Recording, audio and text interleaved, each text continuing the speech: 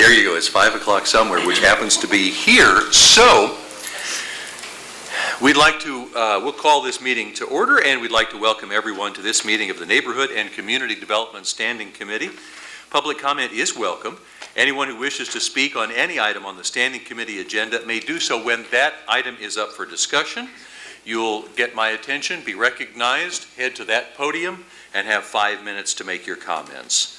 For accurate recording purposes, we ask that everyone present please speak as directly as possible into a microphone, both for recording and for broadcast.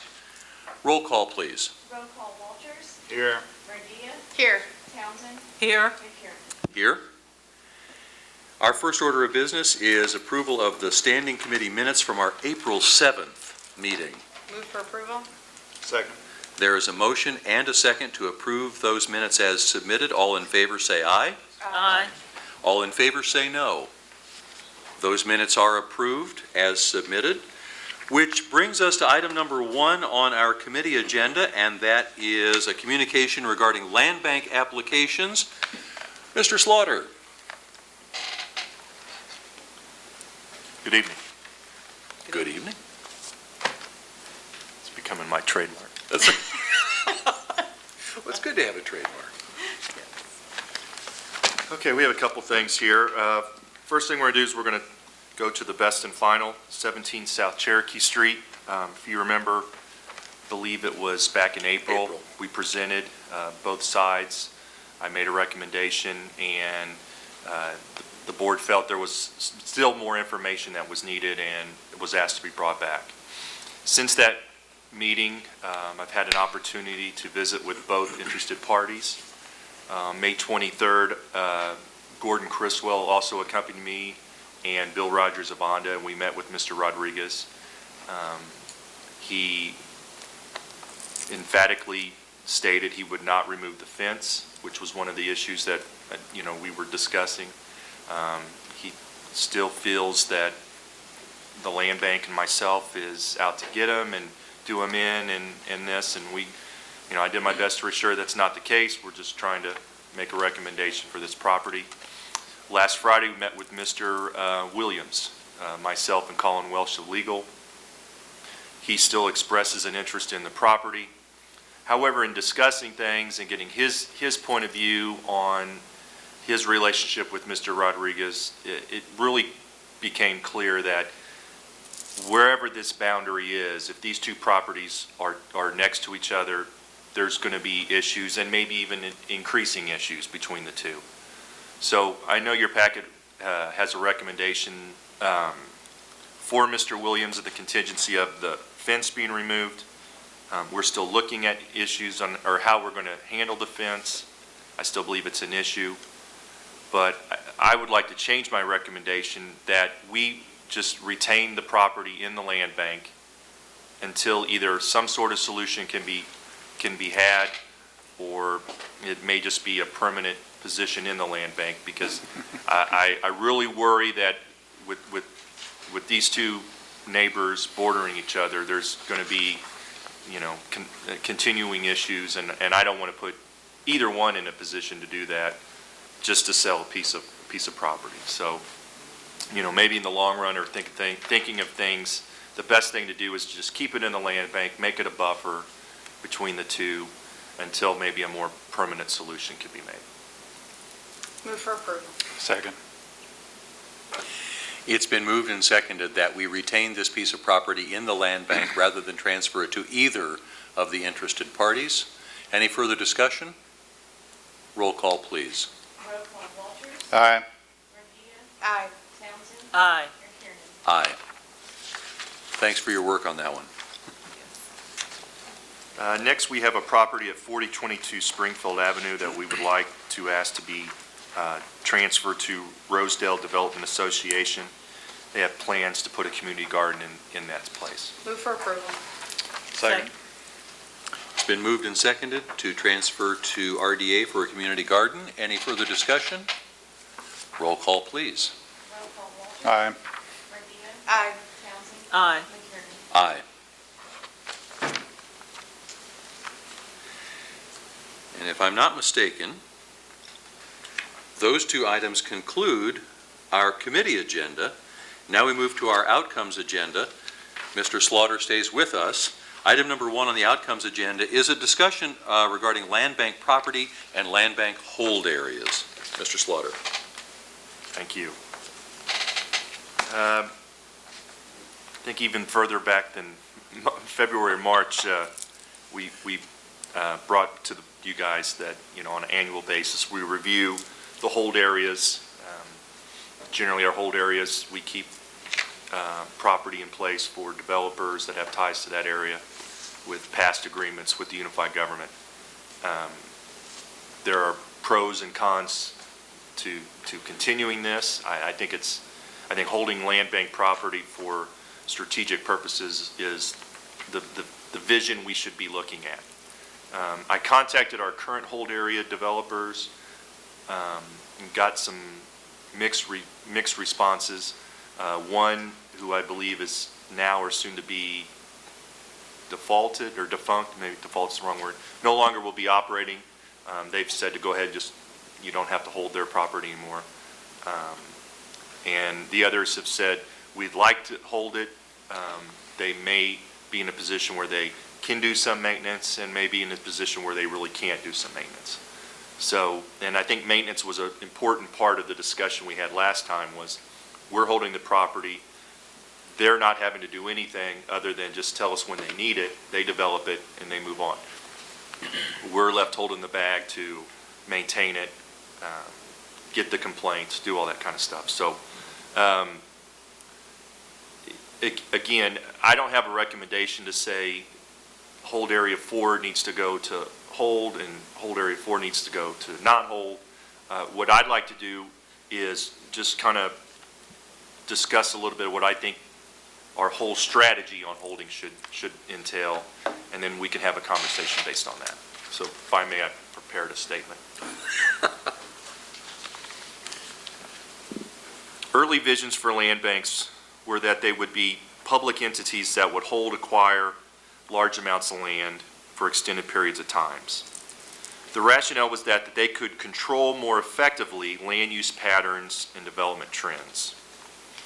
And I want to add real quick, some of this is taken from a book by Frank Alexander, so I don't want to get hit with plagiarism and copyright infringements.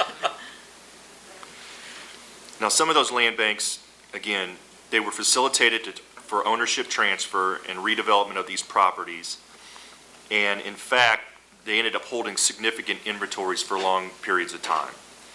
Now, this is true that these instances in which land bank automatically receives title to all properties that basically came from the tax sales. So again, very similar to what we deal with, especially with empty vacant property. They go through the tax sale, nobody bids on them because there's high taxes, there's demo liens on there. No one's going to pay those amounts. They come to the land bank so we can wipe those away and try to offer them back to the public. Now, our goal not only is to get these back on the tax roll, but to really be in a position that we don't have any land bank property. I mean, I guess my goal would be to put myself out of business. There's no delinquent property in our area. Everything's, the grass is greener on the other side of the vacant lots because they have good ownership and good purposes and stuff.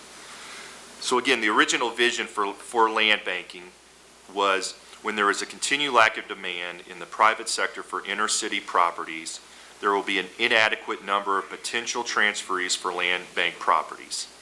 Now, in this situation, land bank becomes the default owner of properties for long periods of time, and the possibility of intentional decisions to hold tracts of land for future uses. But a land bank should evaluate its inventory of properties with an eye toward public or private uses of the land for which demand may emerge in the future. And a couple examples are the identification of properties that could be held for future use as public spaces, open spaces, recreational areas, green areas, parks, and especially somewhere around surrounding neighborhoods to stabilize and revitalize them. And also to hold properties pending the development of adequate capacity in the nonprofit community development sector or pending the possible expansion of existing institutions or industries. hold areas for groups like CDCs and Chodos and for-profit groups out there that want to develop in our county, in our areas, in our town, that's what we should be holding those for. So really the question is, do we hold them, or do we hold them and maybe look at other avenues that they can be used in the meantime, as long as still try to sell those? Now I want to talk about strategic land assembly. And, you know, from my conversations with developers and the research I've done, you know, we can have 3 contiguous blocks of land, but they're still going to be parceled the same way with some 25-foot lots and maybe right next to a 50 and everything. And developers that I've talked to, or the research I've done, has said, you know, part of what you give us the land, but then we have to go and get it replatted, or we have to get it redefined. And, you know, maybe that's something while we're holding it, that could be something that we're doing in the meantime. Maybe that makes it even a bigger carrot for developers to look at. So some of the major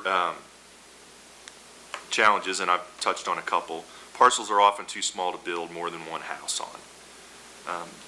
And that can be very expensive for developers for that. So, you know, instead of saying, come develop in all our surrounding areas, you know, maybe where a majority of our property is in the northeast section, east of 635, north of 70, maybe taking that strategic view and saying, when the developers come, how do we want it to look? Instead of maybe just letting the developer say, oh yeah, we'll take it and we'll carve something up, and you guys will be left to decide whether you liked it on the back end of it. So, you know, we feel that we want to identify those parcels that would otherwise lie undeveloped and unproductive. And, you know, we also will go a step further and start doing research and data on the delinquent properties out there, and how do they fit hand in hand with the existing land bank properties we have. Does that small piece of pie now become a larger piece of pie because we're strategically go after these delinquent properties in areas that we feel may be more underutilized but could be developed at a later time? And we want to do that also in partner with our nonprofits. You know, I want to continue to have the land bank be a strategic asset for them. And here's some possible suggestions we can throw around. You know, my goal is hopefully by next standing committee to have a policy for you guys to review. And some of these will probably be involved in that. But I think when it comes to hold areas, if we're approached by a developer who wants a specific area of land and they want the right of first refusal, they want us to hold it, they don't want anybody else touching it, you know, that's where the discussion comes in. Are you going to maintain it? Or what are you going to do? And if you're not going to maintain it, you know, do we suggest then there will be some sort of fee? You will not get them for free. Hold it, maintain it, you get it for free. Hold it, we maintain it, there's going to be a cost added to that. It may not be a significant cost, but it'll probably be more than just free, I guess. And if that's the route we go, then I would like the authority to, as I'm approached for 5 parcels of land, to just go ahead and make that transfer over and then come back and report at a later time. Instead of saying, okay, well, if you would have got me this last week, I could have got it on the agenda, so now we have to wait for the July meeting. And, you know, time sometimes is very important for development. And then if they want to come back at the end of that term and add time to it, that would be something that you guys can make that decision on. And then I think in the meantime, while we're holding the land and waiting for the developers, what do we do with that? You know, before in the past, we've approved an adopt-a-lot program, but we had trouble with liability issues and insurance issues and stuff. So I think having that discussion again, having the option for individuals or groups to come and take on land bank land, take on the maintenance without necessarily owning it is something we need to look at to lessen the burden of our maintenance costs. And that's all I have on that subject. So if there's any questions, I'd love to entertain them. I think the two of us at least will have several. I've been waiting on that. Exactly. Commissioner Murguia. So, Chris, a great presentation as always. Lots of thought put into it. I know you work very hard at your job, and I really appreciate it. You kind of, when you were talking, gave me an idea. It may have been what you said, but I'm just going to say it again, and you can correct me if I'm wrong.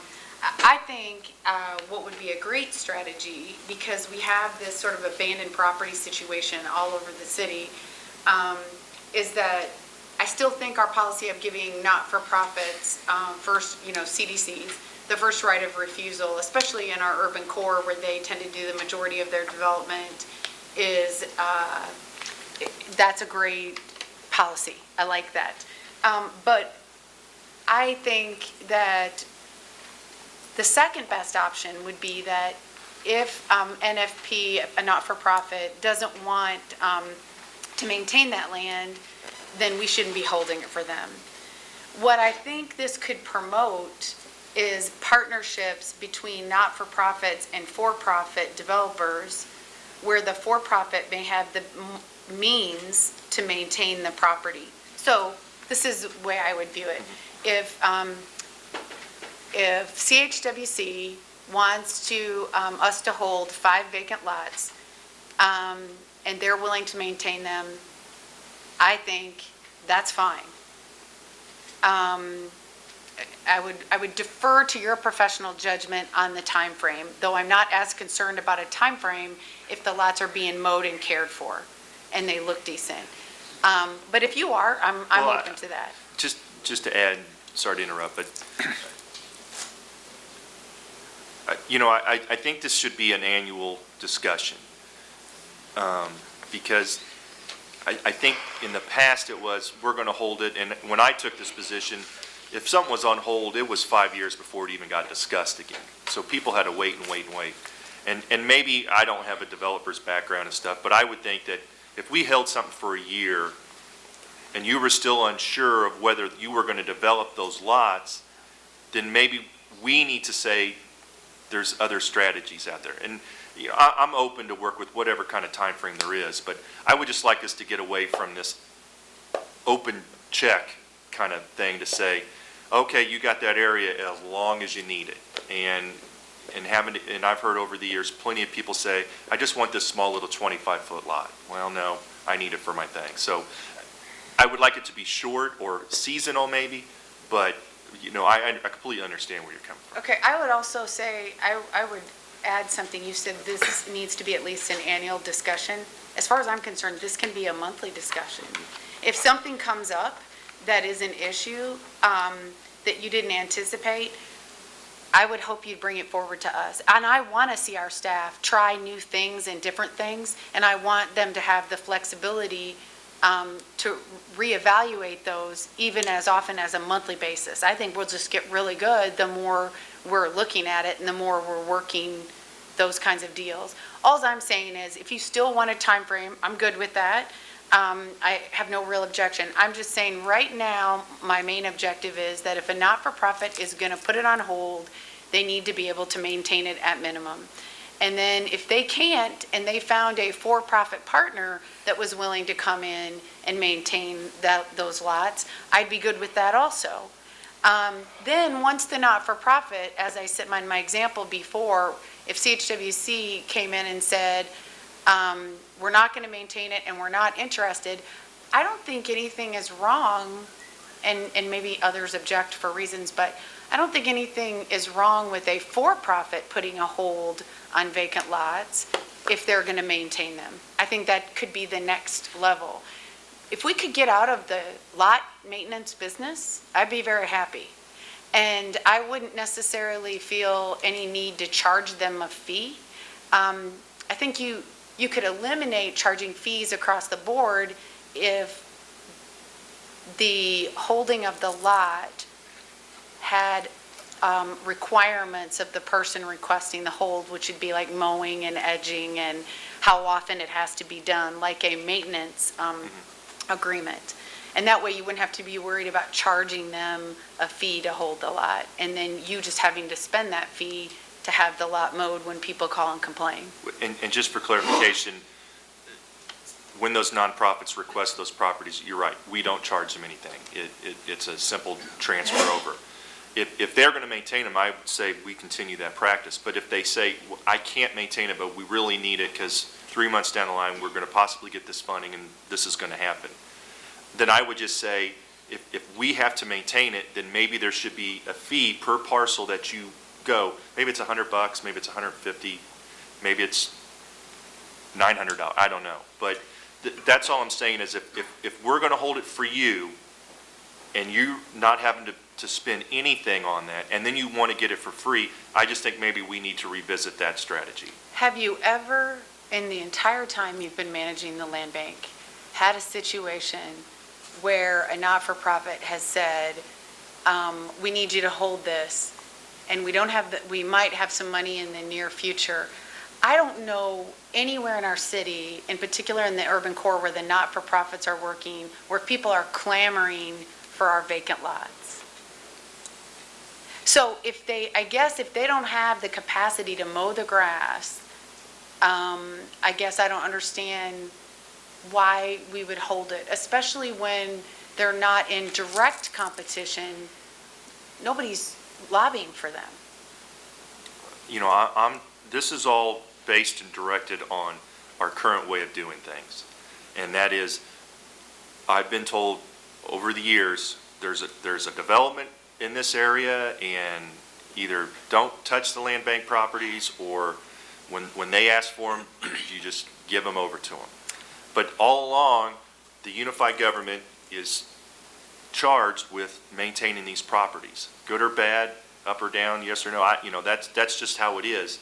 And all I'm saying is, for the added privilege of getting a lot for free so someone can build on and develop and be successful, maybe we can just ask for a lawn mowing every once in a while. That's just kind of where I'm coming from. No, I hope you know I'm in agreement with you. I'm saying the exact same thing you are. What I'm saying is that if anybody, regardless, wants these lots to be held, they should be responsible for a maintenance agreement with you on these lots. And I'm just saying the only thing I would expand it to include is that if no not-for-profit wants these held, but for some good luck fortune to us, a for-profit wants these lots held, we should afford them the same option of signing a maintenance agreement where they could come in and maintenance these lots until they're ready to actually acquire them. I'm fine with that. I think that'd be really easy to manage. It wouldn't be so detailed, and you wouldn't be collecting fees and having to mess with all of that. It's just my opinion, unless you think anything different. Well, I mean, if we go the fee route, I would assume that would just happen like a normal transaction. This is due at this point, and then upon receipt, then I just will deed you the property. Would you be happy, though, with just a maintenance agreement that the lots would be mowed and cared for? I would be happy that they would be maintained and we didn't have to pay for it. There you go. And I agree with Commissioner Murguia. Effectively, we have a de facto hold program, because how many times, if we hold it for somebody, they get right of first refusal. So how many times have the right of first refusal been exercised with some of our vacant lots? Never. I'm guessing it's not many. It just depends on the area. I'm guessing it's not many. I agree. I would certainly support that in exchange for specifically holding a property or properties, that we would ask the CDC or whoever that we're holding them for to help us out with the maintenance costs, and for that, with the maintenance, and for that consideration, then I would support, as you said, at the time, if we've established the hold area, at the time that that property is ready to be developed, I would support just administrative transfer. We've already established the hold area. We've already established the relationship. I don't know why you have to bring that back to us another time to say, yeah, we're going to do what we said we were going to do, and now we're really going to do it. So I would support that you just administratively transfer that property at the time that that entity comes forward. But I think that we really ought to try to find a way to more aggressively market the availabilities of these properties to promote more need for first refusal. I mean, somehow, and we've talked about this many times, and we don't know how to do it yet without a cost to us, but more people need to know, I would think, about the availability of the properties. I completely support your suggestion that we take care of any issues that might be roadblocks like replatting. Let's take care of that in-house. can we take care of whatever we can take care of in-house that would promote somebody saying, oh yeah, I'll take that piece of property and I'll put a structure on it of some sort that generates more taxes than just a nicely mowed vacant property. And so I would support replatting, whatever it might take, to make those properties more attractive. I would support marketing those properties so that there actually is the need for a first refusal every now and then. If somebody comes in and says, I have to have that piece of property, let's do something. So I support maintenance in exchange for a hold. Otherwise, there's a fee for transfer. If we have agreement for maintenance, I support administrative transfer at the time that property is ready to be developed. I support replatting and whatever else we can do in-house to make it more attractive. I think we should market not only for development. How do we market the Adopt a Lot program? I mean, a lot of our neighbors, bless their hearts, are doing it out of the goodness of their heart. But can we actually recruit some adopters? There is a pretty good demand right now for, I mean, I've been approached numerous times by groups that would love to do this. And my response has always been is we just haven't worked out the details that protect us, protect you, and really comes down to a liability issue and stuff. And What's the liability? well,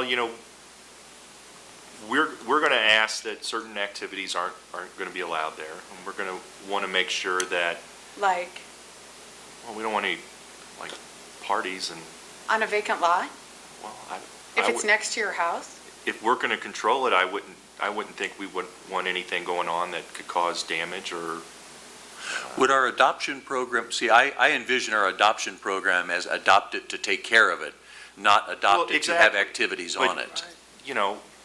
I also can't go out and foresee every lot that's being Right. adopted at every day of the week. Good point. So, I think we would have to put some restrictions in to say, yeah, you can put a garden there, or yeah, you can put a couple park benches or a volleyball net or something. But, we really don't want to see this as a congregation for people to come and consider it a social area and, and then there's trash and stuff all over the place. So, but, we got to make sure that somebody that's also on there that falls and breaks their ankle doesn't come back and sue the land bank or sue the unified government. So, there's protections that have to be put in place, and I would really like to see it be in a position that some of these organizations who aren't going to have a lot of money don't, have to go out and buy expensive insurance or that kind of stuff. So find that happy medium between for what we feel comfortable and what the groups feel comfortable. And I think we'll have a lot of success as far as reducing the number of lots that we would control from a maintenance standpoint. Mm-hmm.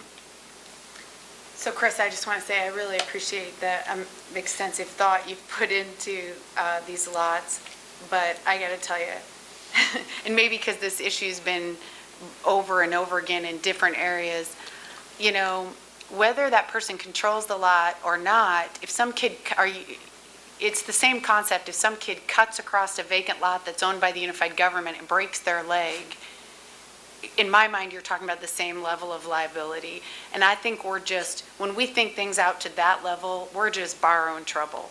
I mean, I think if somebody wants to adopt a lot, who knows? There could be beer drinking at these gardens. I know people that garden and drink beer. So, I'm sure there is beer drinking going on or something going on there. And we can barely, and I won't get started on this, but we can't even enforce our current codes. Do you really think we're going to run around and be the vacant lot, adopt a lot enforcers? We don't do any of that. So, I would hope that, yes, we would be good stewards, but this is also being recorded, so I'd hate to say, no, we wouldn't care what goes on there, but I'm not saying promote it. I'm just saying, no, I'm just saying we don't need to borrow the trouble. I'm just saying if people want to adopt a lot, I will say publicly and on the record, I'm okay with taking the risk. I'm hard pressed to believe if someone or a group of people get out unruly or out of control on a vacant lot, that much is going to happen to us. You know, I understand where you're coming from. From a policy standpoint, I guess I'm looking at letter of the law versus spirit of the law, and it just, Yeah. that's just the position I'm in. So. And I think sometimes we, across the board, get really caught up in that. We get way too caught up in that, and that prevents us from moving forward. So I think if you've got offers to adopt out lots where people are willing to mow them and edge them and take care of them, because that's the complaint I hear all the time from my fellow commissioners, I say we adopt them out. And I am saying on the record, I'm willing to take that risk.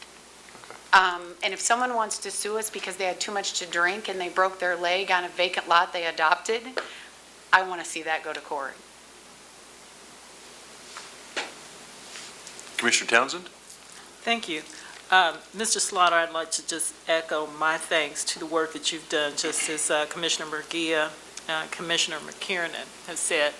I'm not going to list all the things I'm in agreement with, pretty much all of them. I would certainly be in agreement with a frequent review of the procedures as you're talking about, minimally a year, or just as we're doing now. I think that's necessary. Commissioner Murguia's recommendation about releasing these holds for not-for-profit and for-profit sounds reasonable. I would also like to have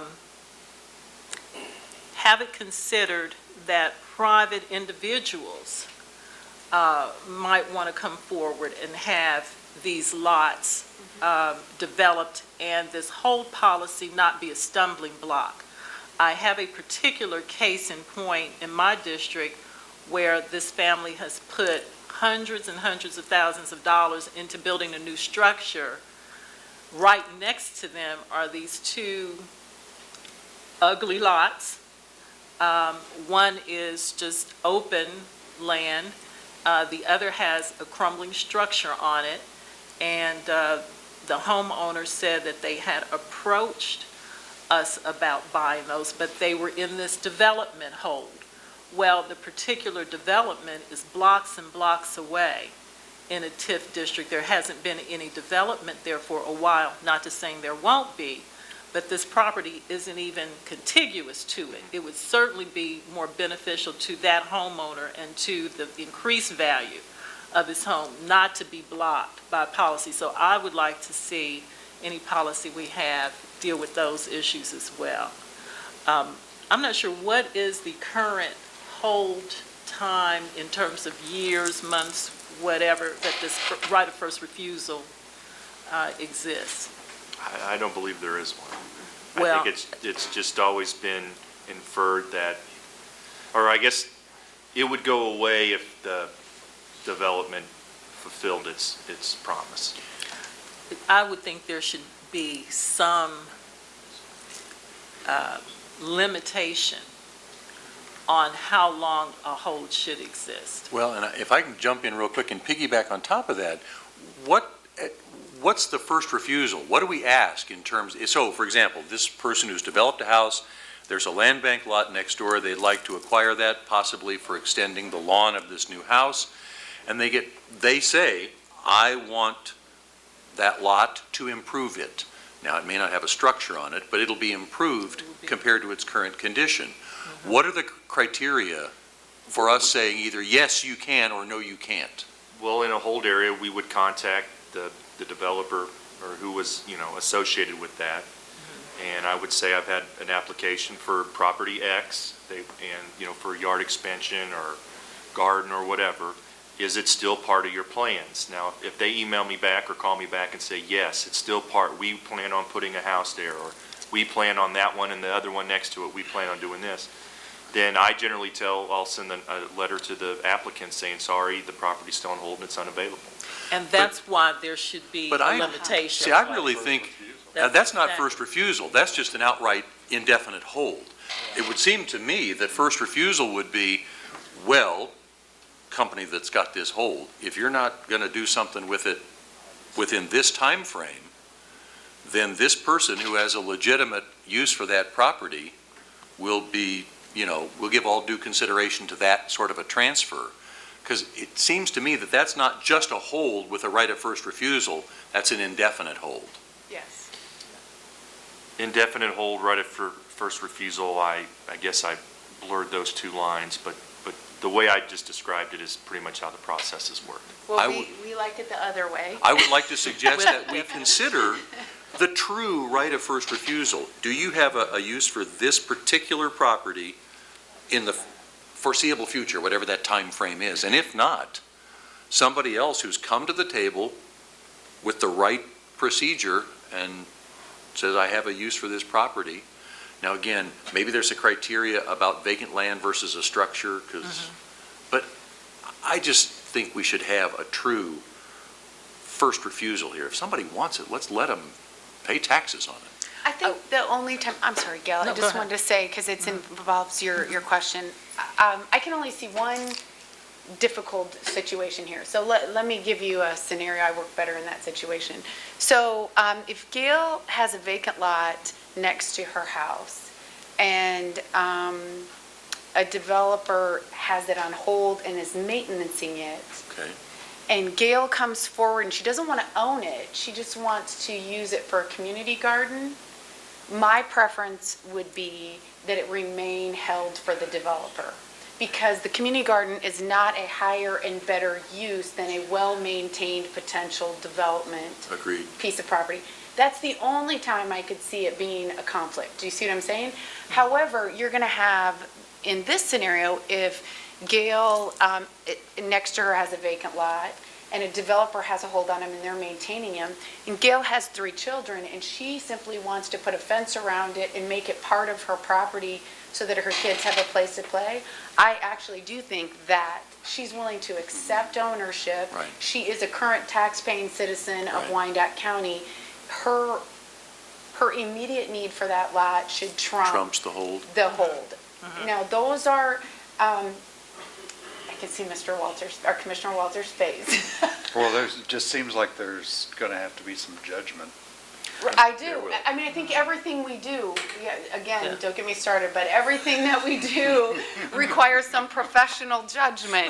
And I won't say that's not going to happen very often, Chris, and if we spend a lot of time thinking out every possible scenario, we'll never make any progress. So I'm just saying, those are my thoughts. If we can, we don't need to necessarily address those, and you could bring all of those forward to us, where we would make that decision, and that could become a committee decision. However you want to do it. I'm just saying that's the only 2 scenarios where I see, and I've done plenty of these land bank transactions where I understand what's going on and how people are using them. Well, I think it goes back to this right of first refusal. It goes back to, I think, a fundamental change we should make in a time specific to have a right of first refusal within. So the Gail without the 3 kids and now the vacant lot, you're not put in that quandary. I think the right of first refusal only makes sense within a certain context. If there's currently no time limitation, then it doesn't make any sense. Well- And you've got the situation as we have, here now. And So- there's nothing to say that if nobody else is interested, you can't renew for another timeframe. Like, Right. if somebody held it for 6 months, your time is up. If no one else wants it, though, it doesn't mean you can't renew your request for another 6 months. But it puts the developing, or whoever the holder is, on notice that Agreed. you need to move it along. You need to have some plan, because time at some point is going to run out on you. And I think that's fair to the public, particularly in this situation that I'm talking about. And I'll follow up on the details of this with you later. The other thing that I've heard about is this Adopt-A-Lot program, and maybe we're just overthinking it with the liability issue and the scope of what this Adopt-A-Lot is going to do. I've heard of it in terms of just maintenance. Summer's here.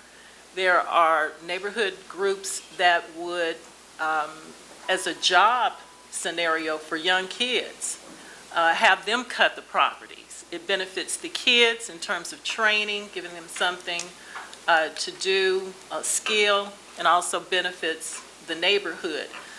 But I would see it in terms of, that's it, you're adopting a lot, just to maintain it, to Yes. cut it, that's it. No volleyball nets, no gardens, none of that type of thing. And with regard to waiver, let's do the, I'll call it the, well, I won't say the name of the business, I sort of say. But amusement parks commonly, and all types of thrill rides, whatever, make you sign waivers. What if we just, as part of that, have the group or the individuals or whomever comes to us with this, sign a waiver of liability and just be done with it? Just keep it simple. Maybe we're just overthinking it. Yes. Agreed? I'll confer with our legal staff Okay. on that.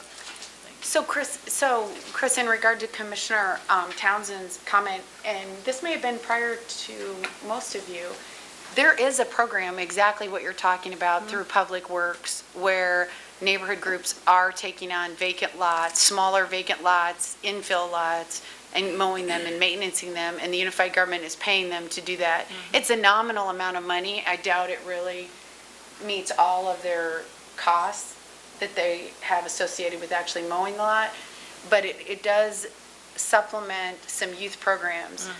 They haven't really spent a lot of time on that program. It was a program that was implemented about 3 years ago. So Brian, I think you might have been here. I do remember the discussion. I just don't know that we're marketing and promoting that program as much as we could. That's why I'm bringing it up, because instead of you creating a whole nother program, Chris, you might just want to speak to Bob Roddy in regard to that. Tim Nick, I believe, is the one that facilitates that program in my district with a couple of the neighborhood groups. They mow all the smaller lots, so we as a city only bring out our tractor for the bigger lots. Well, you know, if you could, we've given you quite a few things in response to your questions. Would it be, you were talking about trying to bring back maybe some suggested policy changes. Is that possible that you could kind of mold all of these together into some suggestions? It's in the works. I like it.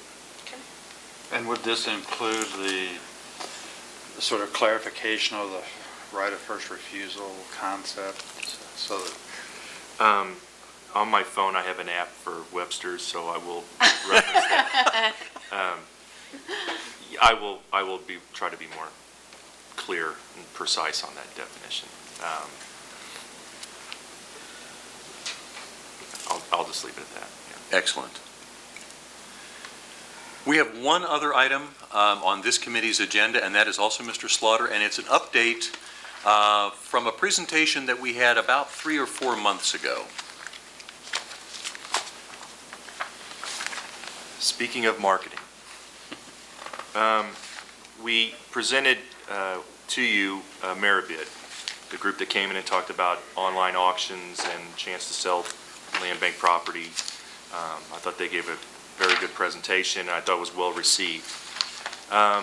We entered in contract negotiations with them, and during that time, we've discovered that they have filed for bankruptcy. And in conversations with our legal staff, we just feel that at least now it's probably not a time to go into contract with them. So that's basically the update, is we will not be doing business with them. And we will continue to scour the ways to demand or to market and increase the demand of our land bank properties. I don't know, maybe I can get good at Facebook or something, I don't know, if I can have access to it, but, so, back to the drawing board. So does the fact that they filed maybe illustrate the challenges in doing this type of marketing? Slightly. Yeah. So I say with all glibness here before, we need to market these properties better, and yet the company that was trying to do that and actually be a successful company showing a profit couldn't do that. Yeah, I'm not giving up on, I think they had some ideas that, maybe are worth looking at and stuff, but them using their services, it's just not going to work out. So. Okay. We will keep looking. Yeah. Thank you, sir. That's all I have. That is the last item on this agenda, and so we will adjourn Neighborhood and Community Development Standing Committee. Our next meeting is scheduled to start at 5:45, which I guess is right now. Does anyone who's here at the table need to take a short break, we can do that. It looks like everybody's good to continue going. So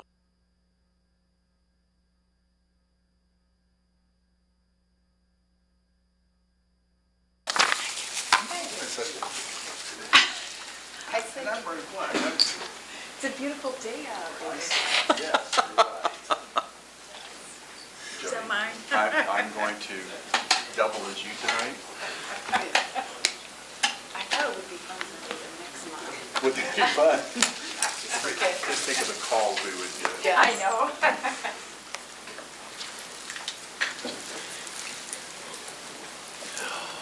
all right, we are all here, and so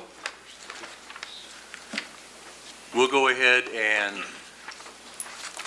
open this meeting. We'd like to welcome everyone to this meeting of the Economic Development and Finance Standing Committee. Public comment is welcome. Anyone wishing to speak on any item on the Standing Committee agenda may do so when that item is up for discussion. You'll have 5 minutes to state your comments. If you'd like to make a comment, please be recognized by myself, and then you can head to the podium, which is just behind our table, for your comments. For accurate recording purposes and broadcast purposes, we ask that everyone present please speak as directly as possible into a microphone. Roll call, please. Roll call. Albee? Here? Walters? Here. Here. Townsend? Here. McKernan? Here. Our first item on our agenda is approval of our minutes from our meeting of April 7th, 2014. Make a motion to approve? Second. There's been a motion and second. All in favor, say aye. Aye. All opposed, say no. The ayes have it. Those minutes are approved as submitted. Now, just for everybody's information, just to clarify for everybody here, we did get a blue sheet or a supplemental bit of agenda that had additional information for item number 3 and a new item number 5. Everybody's got that. Great. In that case, the first item on our committee agenda tonight is presentation of the 2013 Comprehensive Annual Financial Report. I'll recognize Mr. Levin. Good morning, or good evening, Commissioners. Long day, Liz? Next to me is Rick McKessick, manager of our accounting office. To his left, Shelley Hammond of the firm Allen Gibson Hulick, and Tara Laughlin. They're the team that worked on our annual audit, our external auditors. And tonight, they're going to present a report on our annual financial statements, commonly referred to as our CAFR. And with that brief introduction, I'm going to turn it over to Shelley and Tara for their presentation. I think we have one additional item we're going to pass out also. We discovered during meetings earlier this afternoon that one piece of information failed to make it into your packet, so that is what's coming around, and I will refer to that in just a moment. But first of all, thank you for having us all here. We're always glad to be able to come and present our outcome of our audit of the Unified Government's financial statements to the Standing Committee and be able to go through those in detail with you. Within the packet that you had received previously, one of the documents, which was probably about 180 pages long, it's a very long document, is a draft of the financial statements themselves, the comprehensive annual financial report that Lou just mentioned. Here's our copy. We had it printed out. I'm not going to go through that in detail because it is 180 pages long, but what I would point out to you is that our opinion that is the outcome of our audit process is that we will issue once this is in final form is what's called an unmodified opinion. That's the term that's often in layman's terms referred to as a clean opinion. It's the highest level of opinion you can achieve from your audit. And in summary form, what that opinion is going to say is that we as your external auditors can provide reasonable assurance that your financial statements prepared by your management team are free of any material misstatements. So that is, at the end of the day, our report to you on the financial statements. In conjunction with that formal opinion that goes into the financial statements, we do issue what we call a management letter, and this is the document that we just handed around to you. There are kind of two sections to that letter. One, which starts on the first page, and you'll see it there in the middle of the page, is required communications. There are certain things under the audit standards that we are required to communicate to the governing body every year. The second section relates to internal controls, and we'll get to that in just a moment. I'm going to start with the required communications, and I'm going to hit the highlights of things that might be new or different from last year. And I'm doing that because these communications haven't changed from last year. The requirements that we are asked to follow in terms of communicating to you haven't changed. So this information is pretty much the same as what was in there last year, with a few exceptions, and those exceptions are what I'm going to cover. So if I skip over something you are interested in hearing more about, please let me know, and I'll go back to that. What I'm going to start on starts at the bottom of the first page of that letter, and there's discussion there about a new accounting standard. All governmental entities who follow what's called Generally Accepted Accounting Principles, or GAAP, have new accounting standards to issue almost every year. There's a body called the GASB, the Governmental Accounting Standards Board, that puts out standards that all governmental entities have to follow if they're following GAAP. And so the implementation of this guidance is the same thing that all governments are doing. This particular requirement, in a nutshell, does not really change how anything's accounted for in the financial statement. So it doesn't change the accounting of any particular item. It changes the presentation of the financial statements a little bit. I'll give you an example without getting into hopefully too much detail. Property taxes receivable at the end of December are for property taxes you're going to receive in 2014 for your 2014 budget year. So the receivable that we recorded at December 31st is actually for money that's going to come in 2014. The way that's recorded is it's recorded as deferred revenue because it's not going to be revenue until 2014. That's not really a liability because you don't owe anybody for it. It's just deferred until the next year. In the past, that type of item was recorded with liabilities, which really, if you think about it, doesn't make a lot of sense.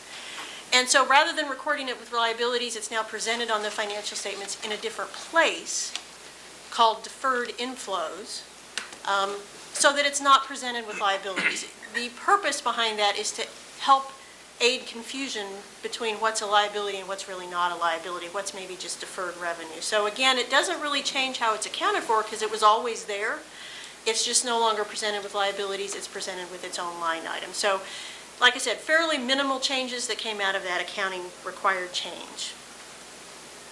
I'm going to move on to the top of the next page. I note at the end of that section that there is a section in the footnotes to the financial report that talk about other new accounting standards that the unified government will have to adopt in future years. The Governmental Accounting Standards Board has already issued new guidance that the unified government will be adopting next year, the year after, or even in some cases the year after that.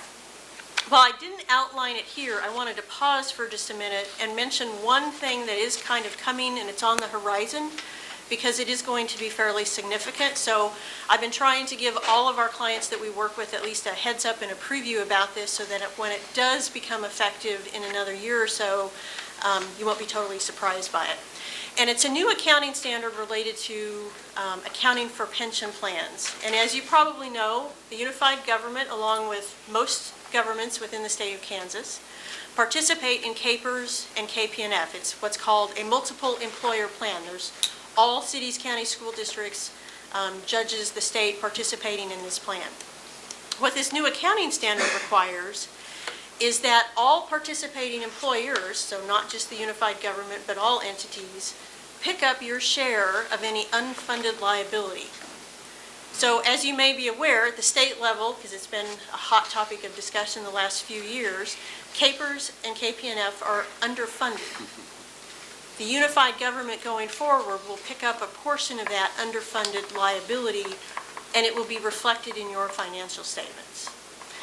That becomes effective in 2015, so it's really not even for 2014, it's for 2015. But we do anticipate that to be a pretty significant change in the financial statements.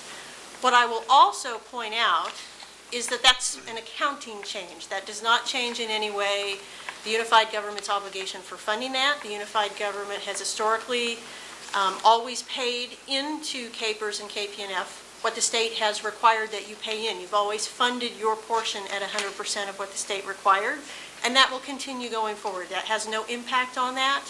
So this really is an accounting change, but again, when you see the financial statements, once that becomes effective, it will be a large number. So I just wanted to at least give you a preview of that. When we're here next year, we'll be talking about that in more detail because we'll be much closer to where that's actually going to be implemented. And we hopefully at that point will also know what that number might look like, because that information is going to come from CAPERS, and we should have that number at this time next year to at least give you an idea of what that might look like.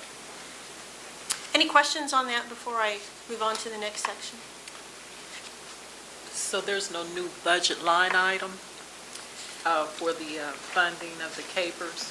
That's correct. As I noted, and Lou can touch on this if he wants to add something, you have always historically budgeted for your contribution into CAPERS for whatever the state required that you paid in. That will continue and that will not change. So it'll be the same type of line item that you've always had in your budget. Now, the dollar amount could potentially change. The state always has the right to change that. Again, that's not being affected by this accounting standard in any way. That will continue as it always has. Thank you. All right, I'm going to move on to the next section. I'm going to touch briefly at the bottom of page 2 and onto the top of page 3. There's discussion of some estimates within the financial statements.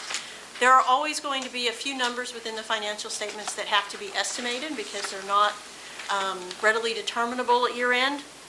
A lot of these things may relate to liabilities.